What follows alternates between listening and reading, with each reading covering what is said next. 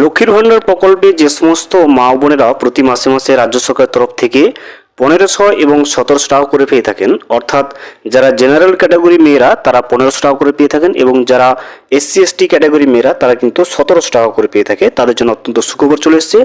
লক্ষ্মীর ভাণ্ডার প্রকল্পের টাকা আবারও কিন্তু বাড়তে চলেছে, এমনটাই রিপোর্টে চলে এসেছে।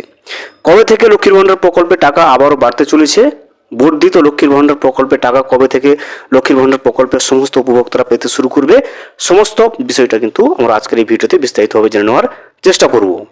ভিডিওটি বিস্তারিতভাবে দেখে নেওয়ার আগে ছোট্ট একটা অনুরোধ, যদি চ্যানেলে নতুন হয়ে থাকেন অবশ্যই চ্যানেলটা সাবস্ক্রাইব করে রাখবেন এবং নোটিফিকেশনটা অল করে রাখবেন এই ধরনের সমস্ত আপডেট সবার আগে পাওয়ার জন্য। চলুন আজকের আপডেটটা আমরা বিস্তারিতভাবে দেখে নিই। ক্ষমতায় এলে ভাণ্ডারের ভাতা বাড়াবেন সেলিম। রাজ্যের তৃণমূল সরকারের জনমুখী বাজেট যে সিপিএমকে চাপে ফেলে দিয়েছে তা ফের স্পষ্ট হলো পার্টির রাজ্য সম্পাদক খোদ মোহাম্মদ সেলিমের বক্তব্যই।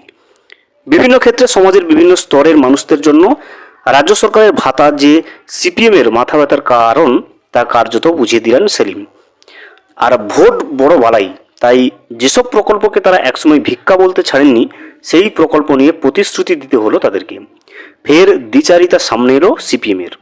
লক্ষ্মীর ভাণ্ডার প্রকল্প নিয়ে সেলিম দাবি করলেন বামেরা ক্ষমতায় এলে মহিলাদের এর থেকে ঢের বেশি টাকা দেওয়া সম্ভব হবে।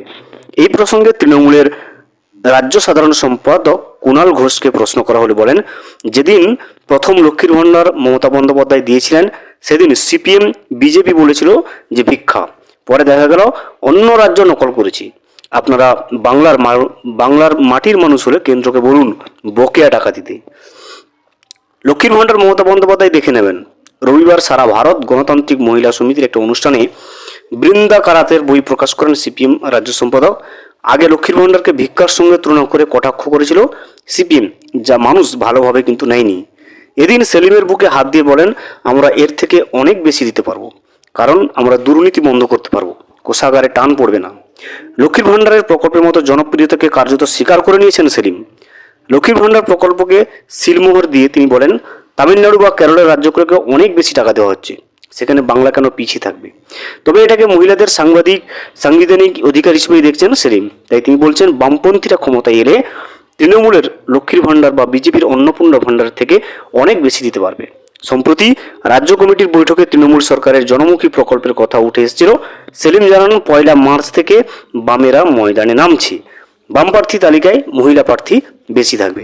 দেখতে পাচ্ছেন, এটা একটা শুধুমাত্র রাজনৈতিক দাবি যে লক্ষ্মীর ভাণ্ডার প্রকল্পের টাকা পুনরায় বাড়াতে চলেছে, সেটা কিন্তু যদি সিপিএম ক্ষমতায় আসে সেক্ষেত্রে। ভিডিওটি সম্পূর্ণভাবে দেখার জন্য অসংখ্য ধন্যবাদ। এখনো পর্যন্ত যদি চ্যানেলে নতুন হয়ে থাকেন এবং সাবস্ক্রাইব না করে থাকেন অনুগ্রহ করে চ্যানেলটা সাবস্ক্রাইব করে পাশে থাকবেন।